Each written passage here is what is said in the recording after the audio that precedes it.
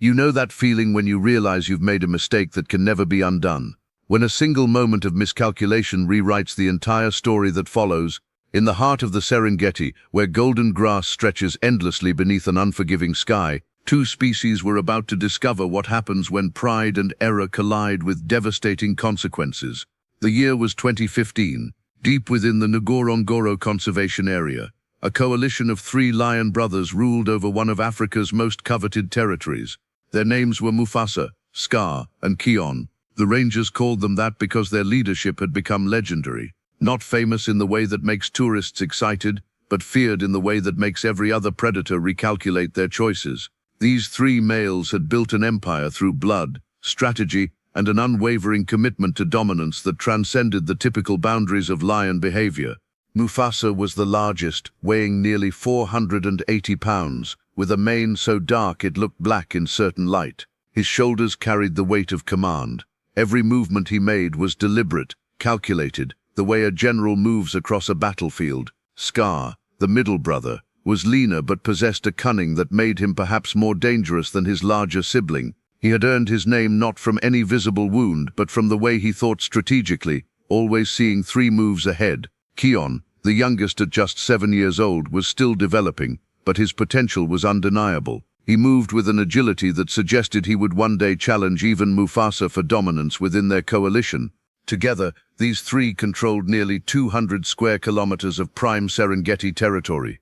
This wasn't just land, this was a kingdom. The zebra herds knew to scatter when they caught the scent of these brothers.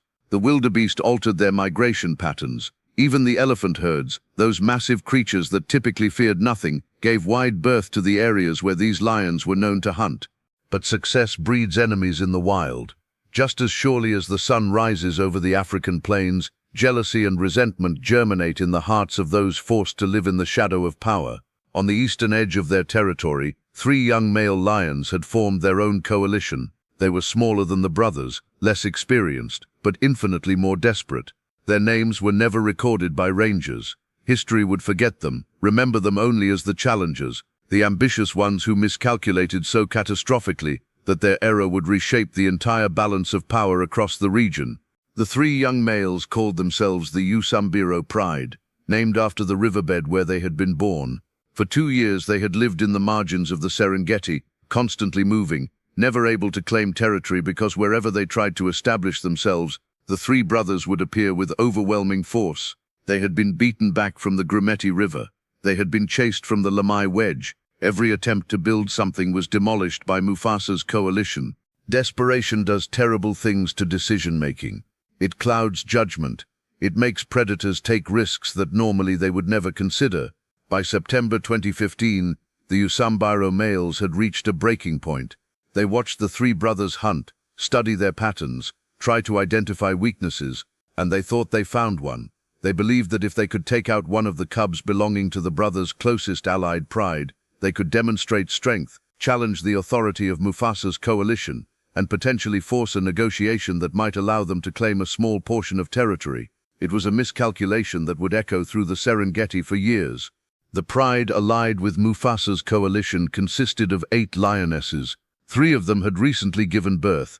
The newest cubs, just 4 weeks old, were still entirely dependent on their mothers, barely venturing beyond the den sites hidden in the rocky outcrops near the Ngorongoro crater rim. These cubs represented the future, their genetics, the continuation of powerful bloodlines, the hope of the next generation that would carry forward the legacy these lionesses had fought so hard to build. One of these mothers was a lioness named Akila.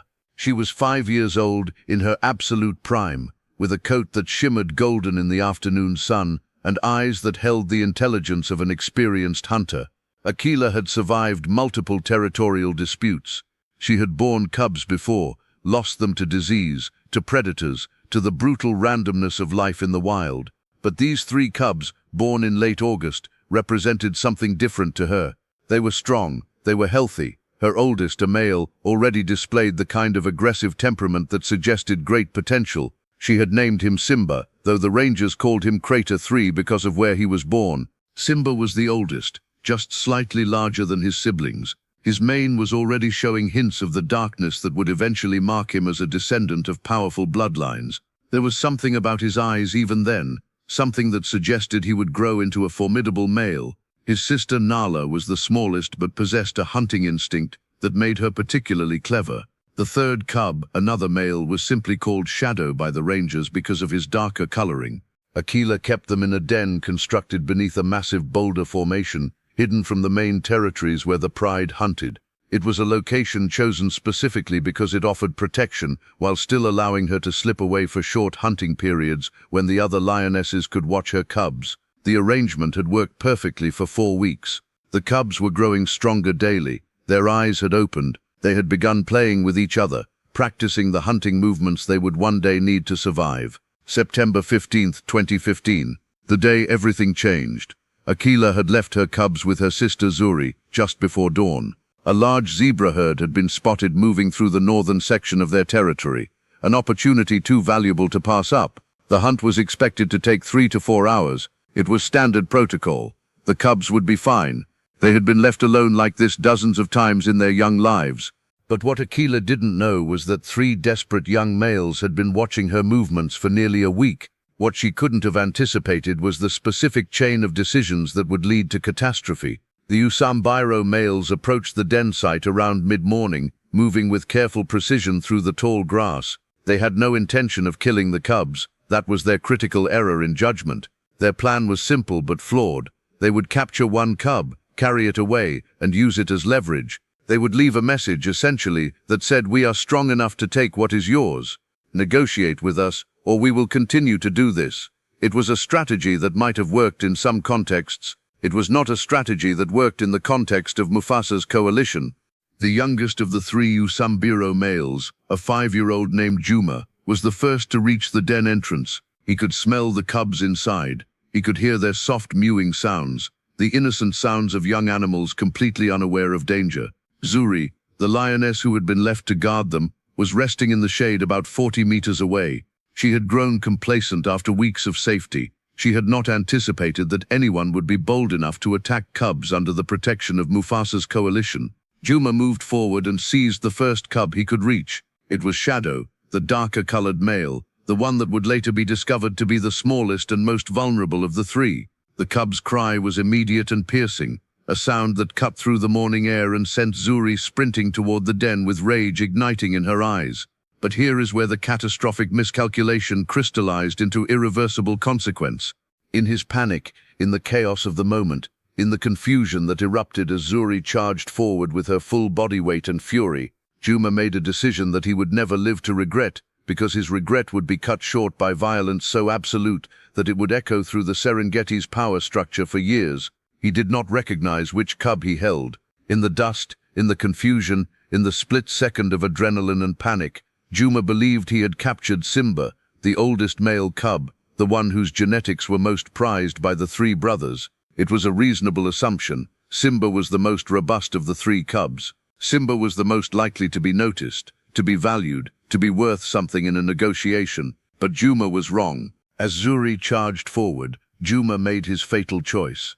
He did what panicked predators do when they are caught in the act of prey theft. He killed the cub in his jaws and bolted, his 2 brothers covering his escape as Zuri's attack forced her to choose between pursuing the murderers or defending the remaining cubs still in the den. She chose to defend what remained. It was the right choice and the wrong choice simultaneously, a tragedy written in the mathematics of survival. By the time Akela returned from the hunt, her entire world had shifted on its axis. 2 cubs remained, 1 did not.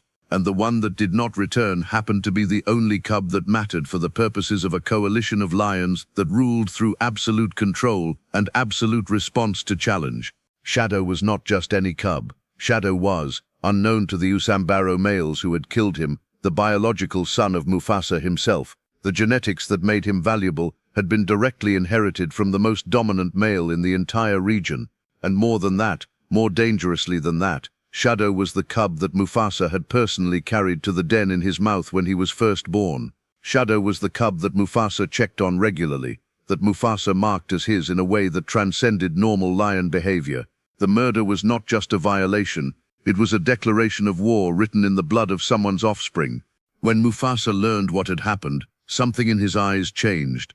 Rangers would later report that they had never seen an expression on a lion's face that carried such a specific and absolute promise of retribution. He did not roar, he did not pace, he simply stood perfectly still for nearly 20 minutes, staring in the direction from which the attackers had fled, and then he began to move. Scar and Keon fell in behind him immediately. They understood what this meant.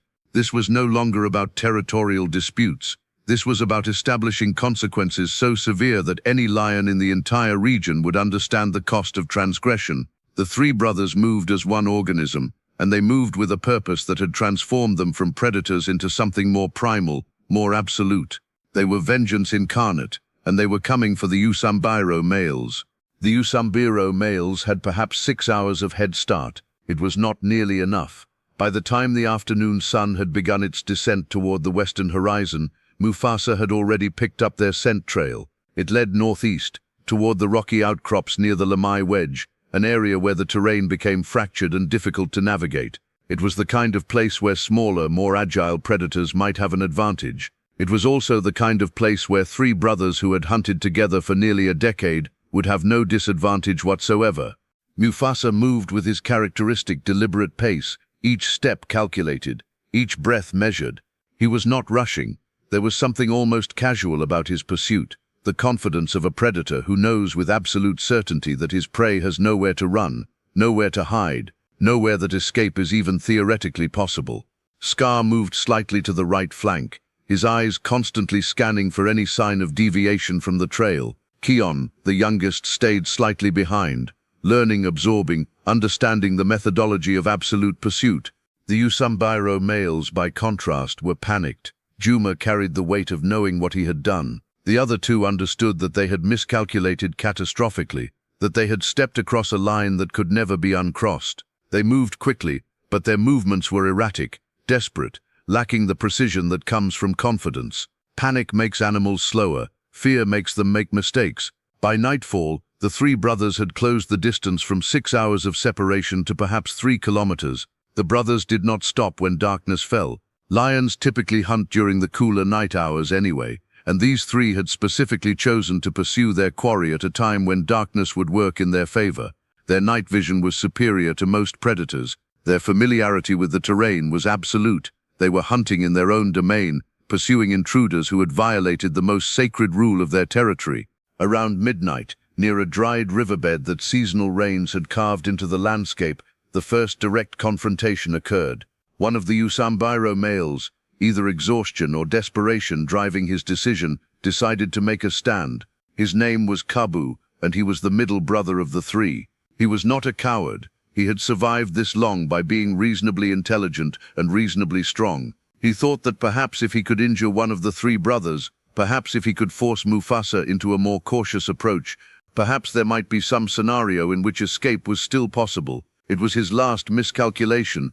Mufasa saw the young male take his defensive stance at the base of a rocky outcrop, and something like acknowledgement crossed his face. He did not immediately charge. Instead, he stopped about 20 meters away and simply looked at Kabu. The stare lasted nearly a minute. It was the kind of stare that contains entire conversations, entire universes of meaning. It was the stare of absolute power, assessing a creature that had made a terrible mistake and was about to pay the ultimate price. Scar and Keon moved to flank positions, cutting off any possibility of escape to the left or right.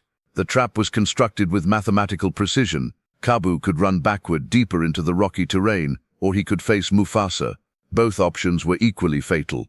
When Mufasa finally moved, the speed was shocking. For an animal that large, nearly 480 pounds of muscle and power, his acceleration was that of a creature a quarter his size. He covered the 20 meters in less than 3 seconds, and his initial strike was not with his teeth but with his paws. The first swipe was designed to destabilize, to knock Kabu backward, to remove any possibility of the younger male maintaining his balance. It worked. Kabu went down hard, the rocky ground driving the air from his lungs. Mufasa was on him immediately, and what followed was not a fight. It was an execution. It was justice delivered with claws and teeth, and the absolute certainty that this was the correct response to violation. Scar and Keon did not intervene. They did not need to. They watched with what can only be described as approval as their eldest brother delivered a consequence so absolute that it would serve as a message not just to the other two Usambiro males but to every male in the entire region. When it was over, when Kabu's body lay motionless on the rocky ground, Mufasa did something that shocked even his brothers. He did not eat, he did not feed on his kill in the way that victorious predators typically do. Instead, he left the body exactly as it was, and turned to face the direction from which the other two Usambiro males had continued running. He released a roar. It was not the territorial roar of a lion claiming dominance over his land. It was something far more specific. It was a roar that carried with it the absolute promise that every member of the Usambiro coalition would meet exactly the same fate. It was a roar that said, "Your attempt at transgression has been noted, has been measured, and will be repaid in full." The roar echoed across the Serengeti, carrying for miles in every direction. Every predator in the region heard it. Every predator understood what it meant. The other two Usambiro males heard it with crystalline clarity.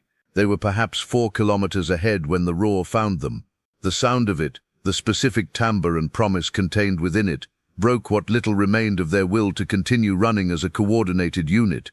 Juma and the third male, called Tattoo by the rangers, simply stopped running. They looked at each other in the darkness, and without speaking, without any communication beyond the recognition of certain death, they made a choice. They separated, not to increase their chances of escape, because both of them understood that escape was no longer possible, but simply because neither wanted to die alongside the other. It was a final act of desperation, a severing of the coalition that had formed in hope and had ended in catastrophe. Mufasa, Scar, and Kion made no attempt to reclaim both prey animals. Instead, they moved with patient precision, splitting their pursuit. Mufasa continued after Juma, the one who had actually killed Shadow. Scar went after Tatu with a methodical intensity that suggested he understood the symbolic importance of ensuring that every member of the coalition paid the price for the transgression. Kion, the youngest, remained at the site of Kabu's death, making sure that the body was not disturbed, that the message remained clear and visible for any other predator who might find it. The pursuit of Juma took Mufasa deeper into the rocky terrain, into areas where the advantages of being smaller and more agile might have theoretically helped the younger male. Juma was desperate enough that he took risks. He climbed rocks that could barely support his weight. He jumped across chasms that would have been suicidal for a less athletic animal. He was running not with any hope of escape, but simply with the instinct of a creature trying to stay alive one more second, one more moment, delaying the inevitable. Mufasa pursued with relentless patience. He did not attempt the riskier jumps or climbs. Instead, he tracked where Juma was going, predicted where the younger male would emerge, and positioned himself accordingly. It was like watching a chess master play against someone who had just learned the rules of the game. The outcome was never in doubt, only the timing remained uncertain. By dawn, Mufasa had cornered Juma in a dead-end canyon. The walls were nearly vertical, perhaps 200 feet tall. There was only one entrance, the one through which Juma had entered, and Mufasa stood in that entrance, blocking the only exit.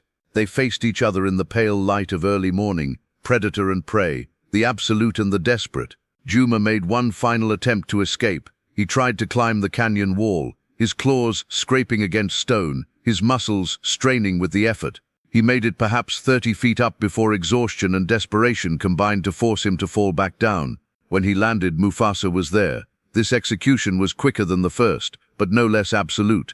Mufasa delivered the killing bite with the precision of a creature who had done this 1,000 times, with the certainty of absolute power executing absolute judgment. When it was over, Juma's body lay in the dust of the canyon floor.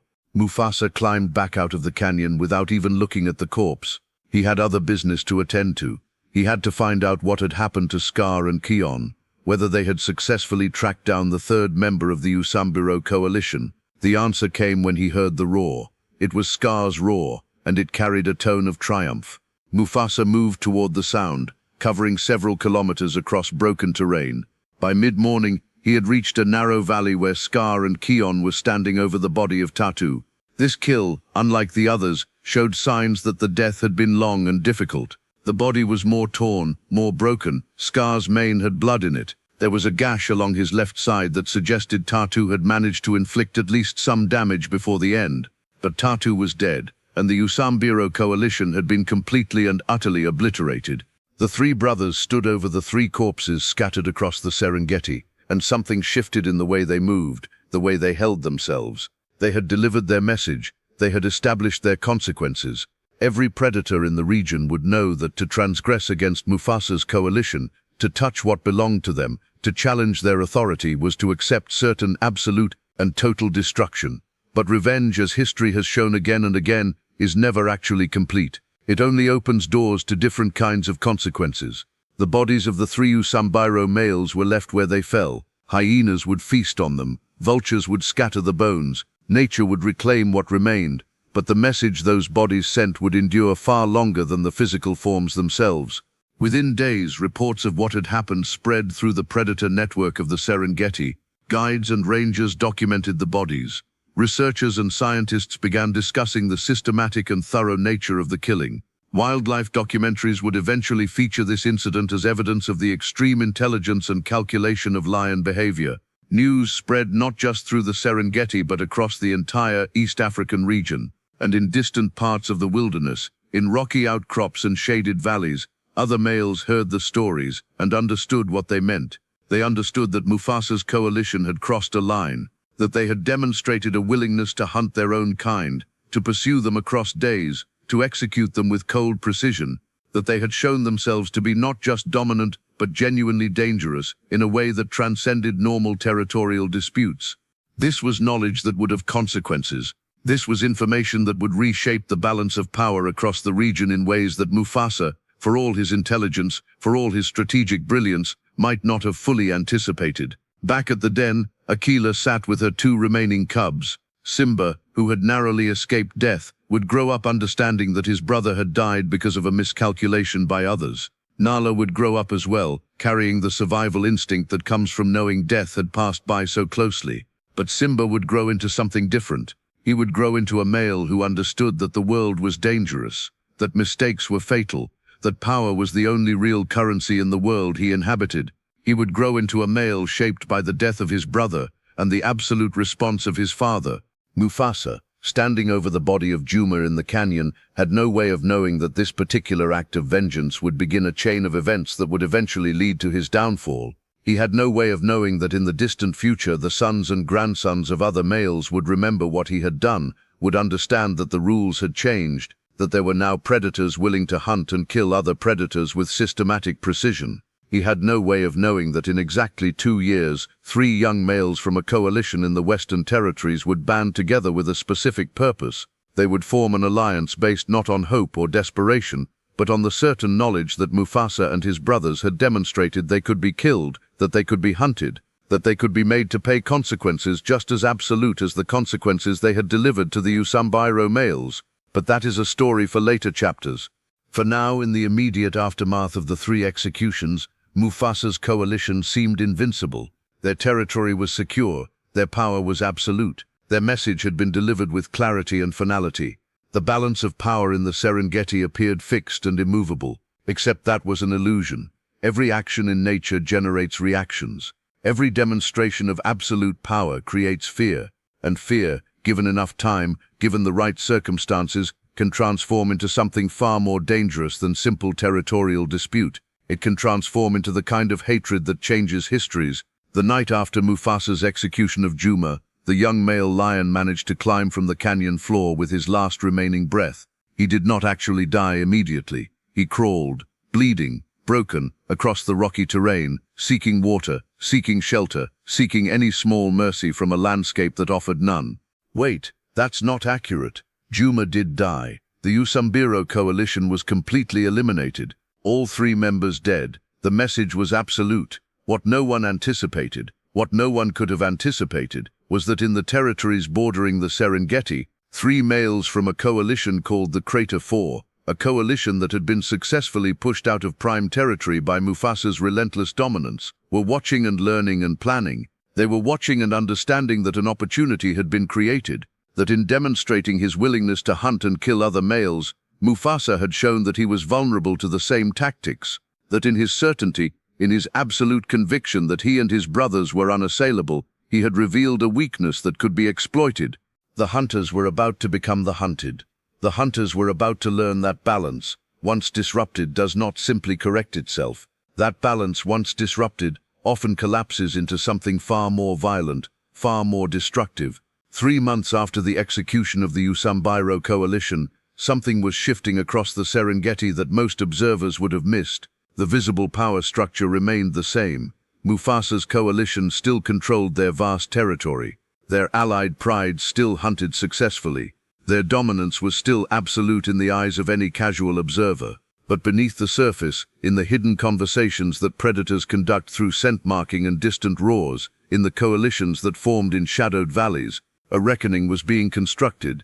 The Crater 4 coalition had been watching for a very long time. Their leader was a male named Jumba, a lion who had once challenged Mufasa directly and had been driven from prime territory in a confrontation that left him with a permanent limp and psychological scars that ran far deeper than any physical wound. Jumba was not large, not particularly impressive in appearance, but he possessed something far more valuable than raw power.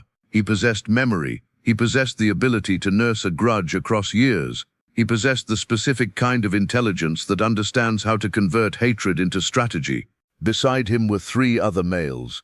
There was Kato, muscular and aggressive, the kind of male who would charge into battle without hesitation if the odds seemed remotely favorable. There was Mwangi, the most cerebral of the group, the one who understood tactics and positioning and the subtle ways in which terrain could be manipulated to create advantage. And there was Tembo, the youngest, barely 6 years old, still developing but showing every sign of becoming something truly formidable once he reached his full potential. For 2 years the Crater 4 had been living in the margins. They controlled a small territory in the western reaches of the Serengeti, land that was marginal at best, offering insufficient prey to sustain them comfortably. They had been forced to become scavengers, stealing kills from other predators, hunting at night when competition was reduced, living a precarious existence on the knife's edge between survival and starvation.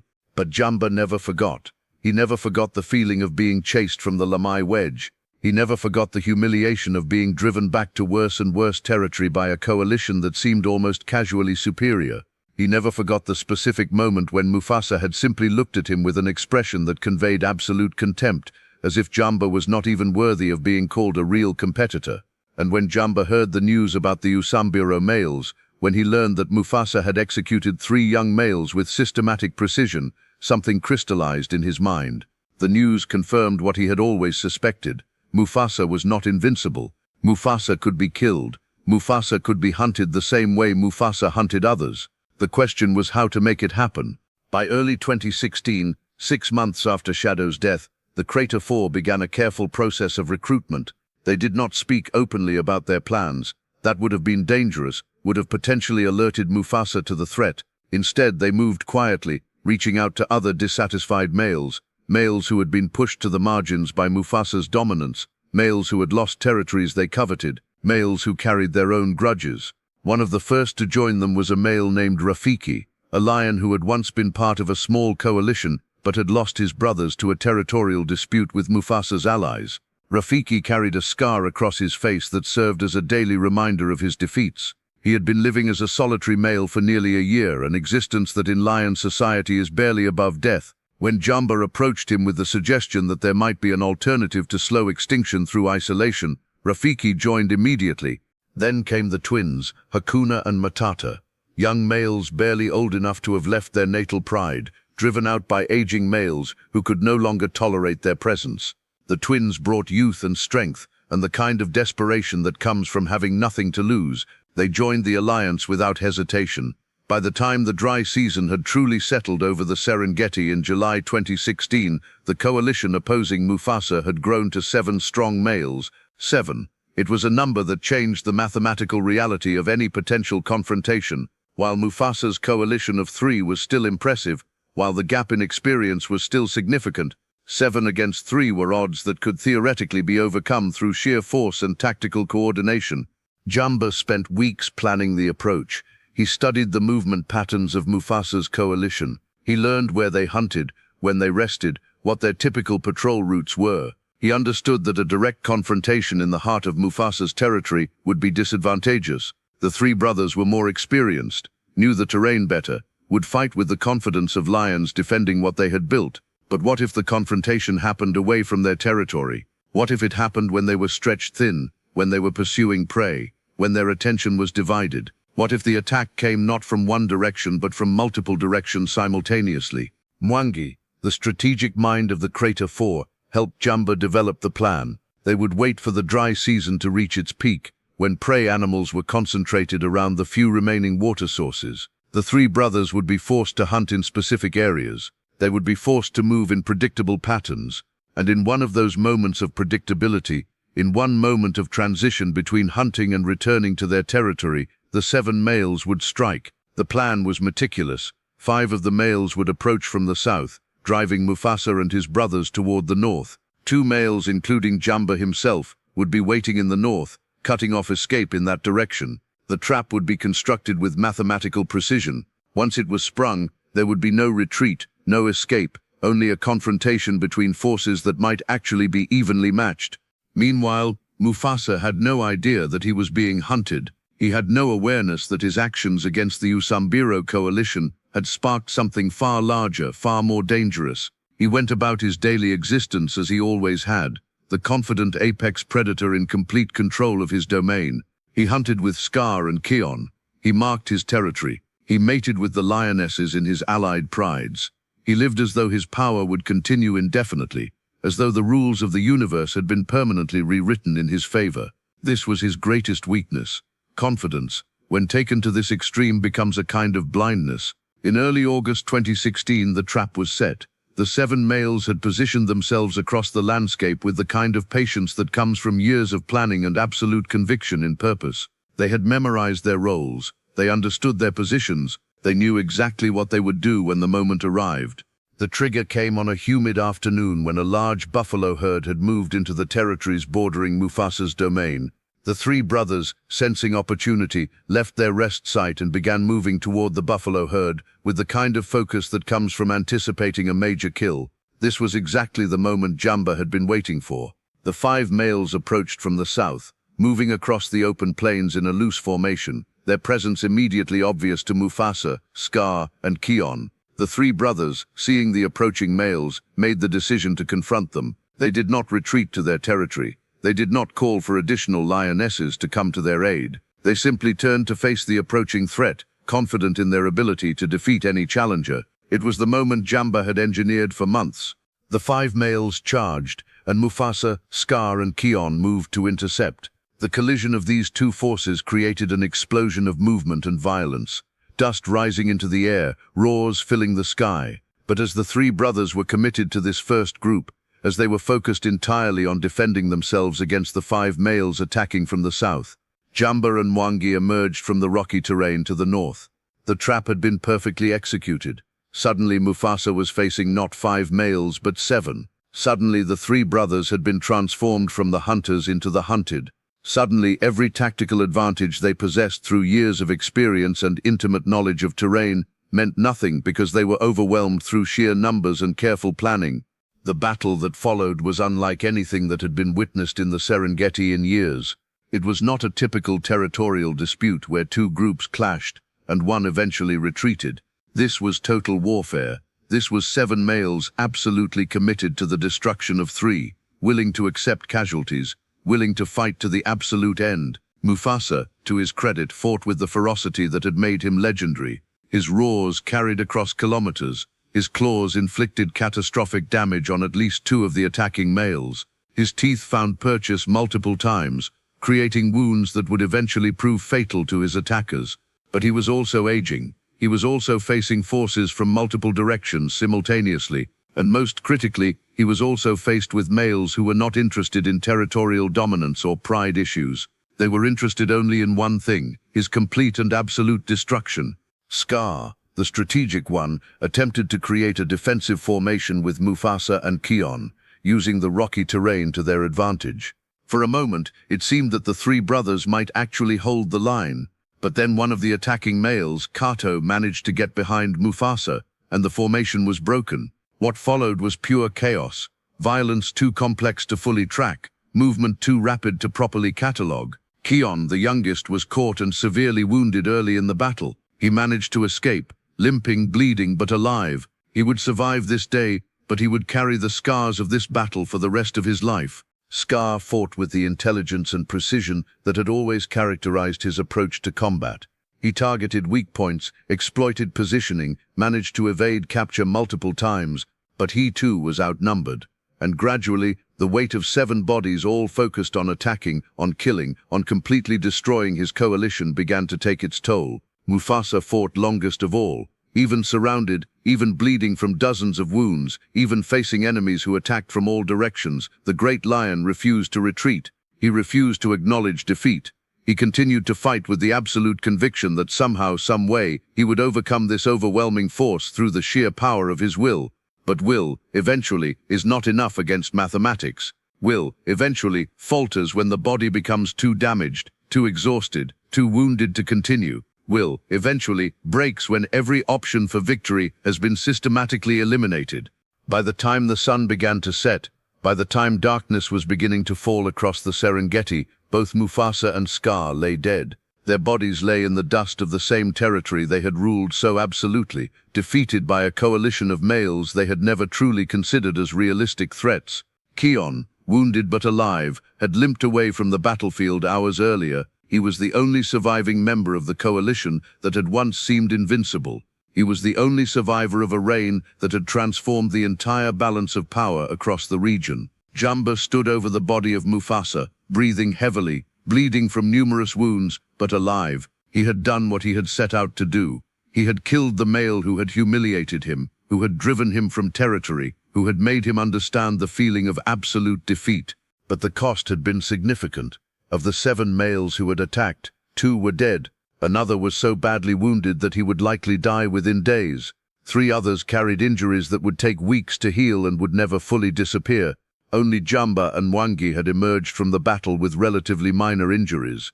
The victory had been complete but extraordinarily expensive. Yet as Jumba surveyed the new landscape, as he understood that he and his coalition now controlled the most valuable territory in the Serengeti, he also understood something else. He understood that power, once taken through violence, must be maintained through the same violence. He understood that somewhere in the region, other males were hearing the news, were understanding that Mufasa's coalition had been overthrown, were beginning to calculate their own paths to dominance. The wheel had turned. The hunters had become the hunted, and the hunted had become the hunters. But the fundamental dynamic had not changed. The cycle of challenge and dominance, of violence and victory, would continue exactly as it always had. The only difference was that the specific names had changed. The players were different, but the game remained brutally, eternally the same. In the den where Akela rested with her 2 surviving cubs, word gradually reached her of what had happened. Her mate Mufasa was dead. The coalition that had ruled with such absolute authority had been completely overthrown. The territory they had controlled was now in the hands of other males. The world that Simba and Nala had been born into, the world they had been told would be theirs to inherit, had fundamentally transformed. Simba, now nearly a year old, with a mane beginning to develop, understood that something had changed. He understood that the roars echoing across the plains at night carried different voices. He understood that the roars had been rewritten in the darkness while he slept. He did not yet understand the full implications of what had happened. He did not yet understand that his father's death would set in motion a series of events that would eventually lead him to confront the male who had killed his father, to make choices that would reshape the balance of power once again. But the seeds of future conflict were being planted. The cycle was continuing, and somewhere in the darkness of the African night, lions were moving, hunting, preparing for the next chapter of an endless story of power and violence, and the eternal struggle for dominance in the wild. The news spread across the Serengeti like fire through dry grass. Mufasa was dead. His coalition had been destroyed. The territory they had controlled for over a decade was now in the possession of a new force. Within days, every predator in the region understood that the power structure had fundamentally shifted. The old order had collapsed, and a new one was being constructed from the ashes of the old. Jumba claimed the central territories immediately. He and Mwangi moved into the heart of what had once been Mufasa's domain, marking trees, establishing patrol routes, making it clear through every gesture and every roar that the old regime had ended. The remaining members of the coalition that had not died in the battle moved into secondary positions, establishing themselves in the territories that Mufasa had once controlled through his allied prides. But power, as Jumba was about to discover, is far more fragile than it appears in the moment of victory. Within 2 weeks of taking control of the territory, Jumba began to understand something that Mufasa had perhaps forgotten or ignored in his own confidence. The territorial control that Mufasa had maintained was not based solely on the strength of the three brothers.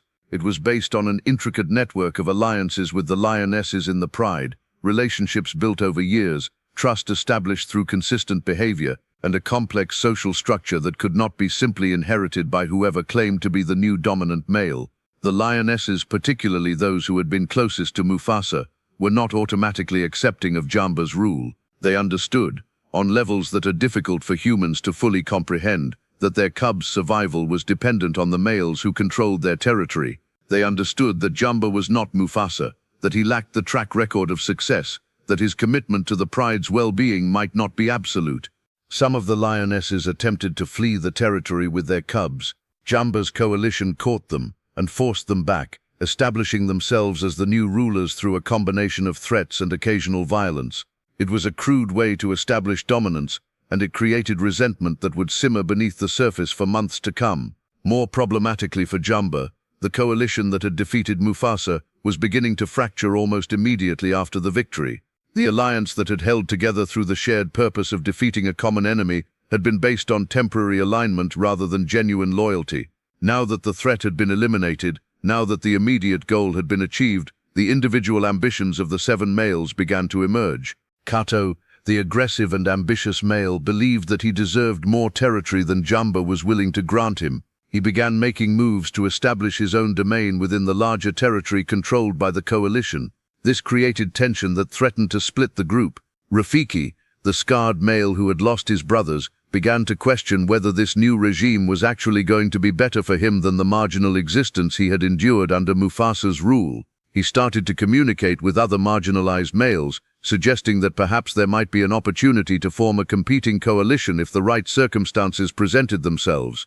The twins, Hakuna and Matata, seemed content with the new arrangement for the moment, but they were young and ambitious, and as they continued to grow and develop, it became clear that they would eventually seek their own territory rather than remain subordinate to Jumba indefinitely. Only Mwangi remained genuinely loyal to Jumba, not out of personal affection but out of recognition that their partnership was mutually beneficial. Mwangi served as the strategic mind that allowed the coalition to function effectively. In return, he received a share of the spoils that came with territory control.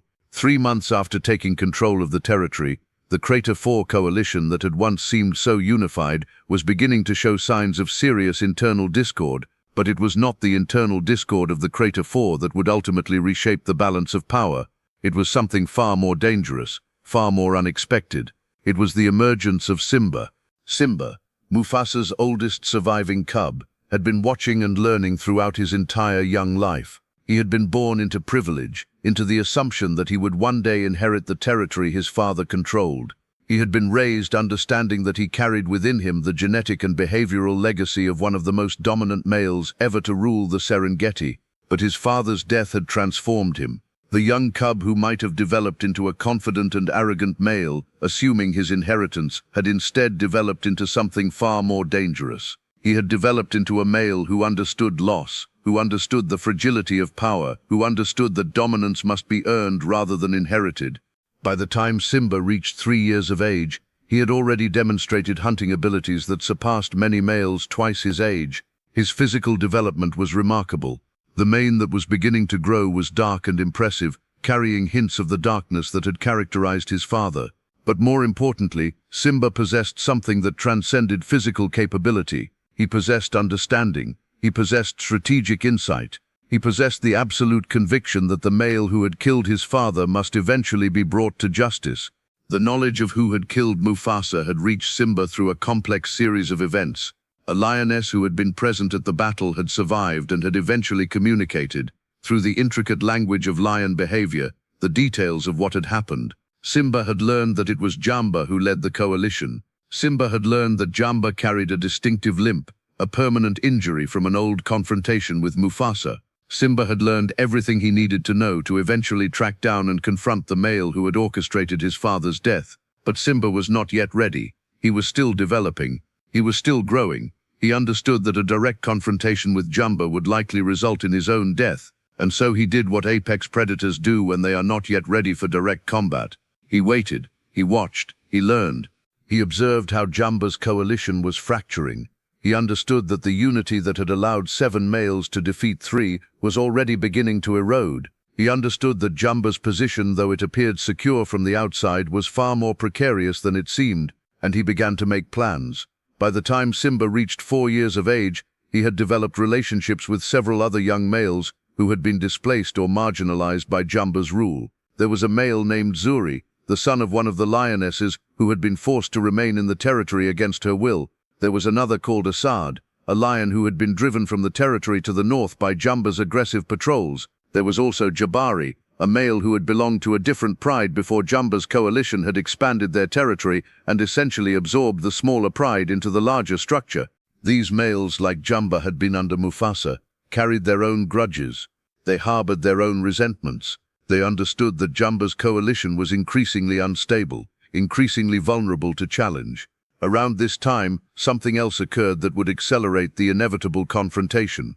Kato, the aggressive male who had been chafing under Jumba's rule, made his move. He attempted to seize control of the eastern territories, establishing himself as a semi-independent male with the support of a couple of younger lions. Jumba, understanding that this was a threat to his authority, responded with overwhelming force. The confrontation between Jumba and Kato was brief but decisive. Jumba, with the assistance of Mangi and 1 or 2 others who remained loyal, defeated Kato and his supporters in a battle that left Kato severely wounded. Kato managed to escape the territory, limping away into the margins, but his defeat sent a clear message. Anyone who challenged Jumba would face his wrath, but it was precisely this response that accelerated Jumba's decline. In defeating Kato so decisively, in responding with such overwhelming force, Jumba had demonstrated his continued capacity for violence. But he had also demonstrated something else. He had demonstrated that he would turn on his own coalition members, that loyalty was not guaranteed, that ambition could be crushed without hesitation. This demonstration had the opposite effect than Jumba intended. Rather than intimidating the remaining males into submission, it motivated them to begin secretly organizing against him. If Jumba would turn on Kato, then he might turn on any of them. If Jumba would respond to internal challenge with such overwhelming force, then the only real security lay in preemptively removing him from power. Rafiki, the scarred male, began to approach Simba directly. He communicated, through the complex language of scent and behavior, that there was an opportunity, that Jumba's coalition was fracturing, that if a challenge were mounted at the right moment, it might actually succeed. Simba understood what was being suggested. He understood that the opportunity was presenting itself. He understood that the time of waiting was ending. The challenge came during the dry season of 2018, 2 years after Mufasa's death. The dry season is a time of stress across the Serengeti. Water becomes scarce. Prey animals concentrate around the few remaining water sources. Predators are forced to expend enormous energy to hunt. It is a time of tension and desperation, a time when conflicts tend to escalate. Simba, now nearly 6 years old and in his physical prime, had gathered his coalition of 4 males plus Rafiki, who had finally broken openly with Jumba. Together, they numbered 6 males, including some who had been part of the coalition that had defeated Mufasa. It was a significant force, though not as overwhelming as the 7-3 advantage that had defeated his father's coalition. But Simba had something that his father had lacked at the moment of his death. He had complete understanding of the motivations of his enemies. He had clear knowledge of the weaknesses in their coalition. He had the advantage of attacking at a moment when the majority of Jumba's allies were either wounded from previous battles or motivated by self-interest rather than genuine loyalty. The battle itself, when it came, followed a different pattern than the defeat of Mufasa's coalition. Rather than being a surprise attack, rather than being based on careful positioning and tactical advantage, Simba's challenge came as a direct confrontation. He approached the heart of the territory where Jumba typically rested during the hottest part of the day, and he roared a direct challenge. It was the roar of a young male who had spent years understanding who was responsible for the death of his father, who had spent years waiting for the opportunity to exact revenge, who had finally reached the moment when patience could be transformed into action. Jumba's response was immediate. He emerged from the shade, ready to confront what he assumed would be another minor challenge from a young male testing his authority. He did not immediately recognize Simba as Mufasa's cub. 4 years had passed since Mufasa's death. The young cub was now a full-grown male, But as soon as Jumba saw the distinctive dark mane, as soon as he saw the bearing and the confidence with which this young male carried himself, recognition crashed over him like a physical force. This was Mufasa's son. This was the dead leader's legacy, returned as a challenger. For just a moment, Jumba seemed to hesitate. It was an instant of psychological shock, an acknowledgement of the circularity of fate. The son was coming to challenge the male who had killed the father. The wheel was coming full circle. But Jumba was a survivor. He had risen from being a marginalized male to controlling one of the most valuable territories in the Serengeti. He would not be easily defeated by a young male, regardless of whose blood flowed through the challenger's veins. The confrontation between Jumba and Simba became the centerpiece of a larger battle that erupted as the rest of Simba's coalition arrived and began directly engaging with Jumba's remaining allies. Mangi fought with his characteristic intelligence, attempting to maintain some semblance of organization among the defending forces. The twins, Hakuna and Matata, fought with the ferocity of males who understood that their position was being directly threatened. But the outcome was never truly in doubt. Simba, fighting with the fury of a son avenging his father's death, with the clarity of purpose that comes from years of planning, with the physical capability that comes from being raised by a lioness determined to ensure his survival and success, was simply more formidable than Jumba. The battle lasted for nearly 30 minutes. It was a confrontation of titans, of lions who represented different eras, different philosophies, different understandings of power in the Serengeti. By the time it reached its climax, by the time Simba finally managed to get the killing position that would end Jumba's life, both males were bleeding heavily, exhausted to the point of collapse, but absolutely committed to their victory or their death. Simba's killing bite was delivered with the precision of a male who had trained his entire adult life for exactly this moment. When Jumba's body went limp, when the life drained from the male who had killed his father, Simba released an enormous roar that echoed across the Serengeti. It was not a roar of triumph.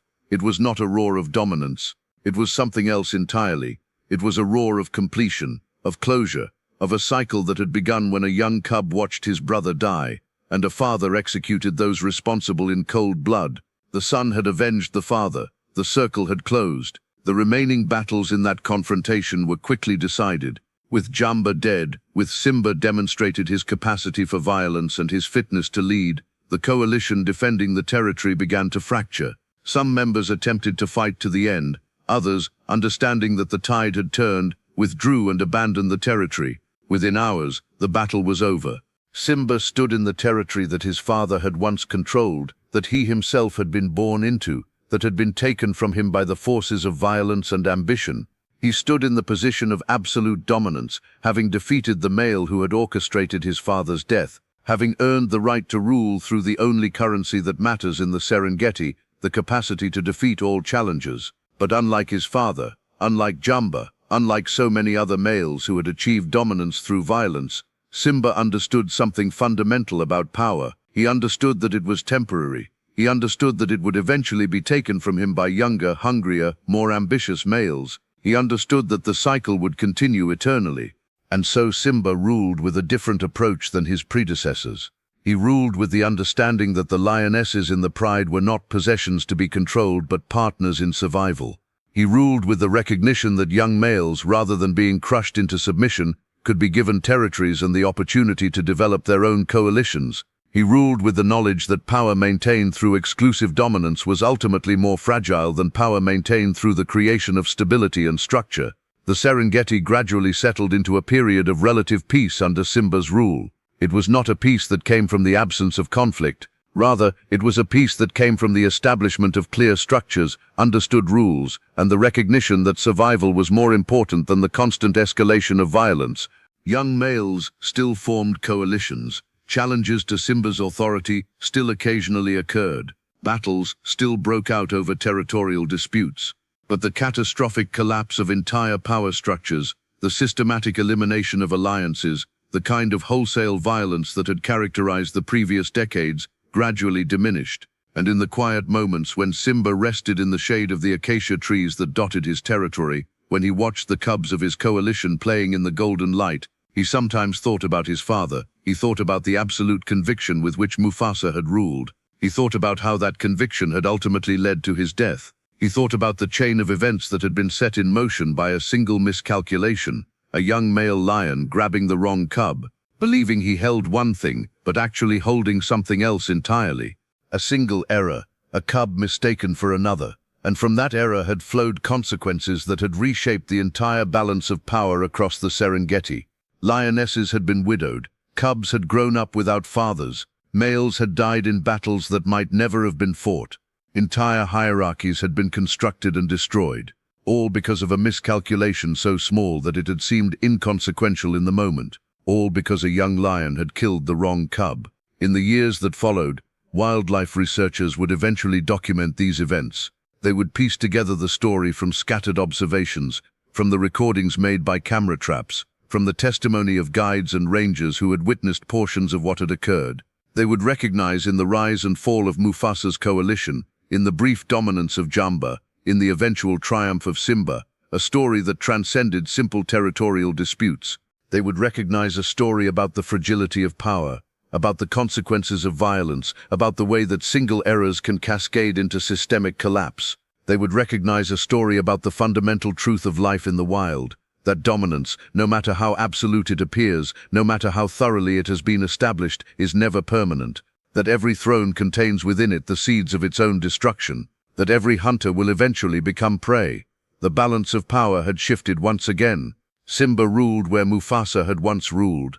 But somewhere in the margins of the territory, other young males were watching and learning and planning, understanding that one day, when Simba had grown old or careless or simply fatigued from maintaining his dominance, they would have their opportunity to challenge and potentially to prevail. The cycle would continue. The hunters would eventually become the hunted.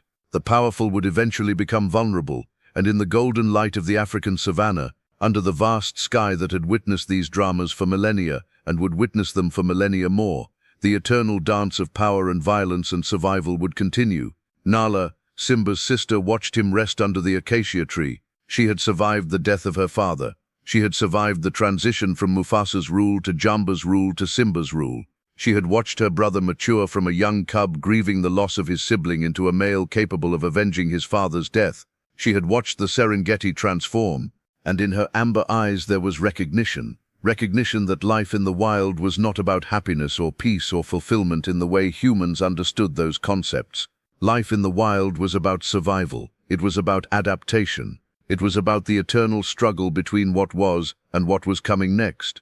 It was about the ceaseless movement from one state to another, from one balance of power to the next, from one understanding of dominance to another. The balance had shifted, but it would shift again, and again after that, and again after that, in a cycle that would continue as long as there were lions on the Serengeti, as long as there was territory to fight for, as long as there were males ambitious enough to believe they could achieve what no male before them had managed to maintain permanently.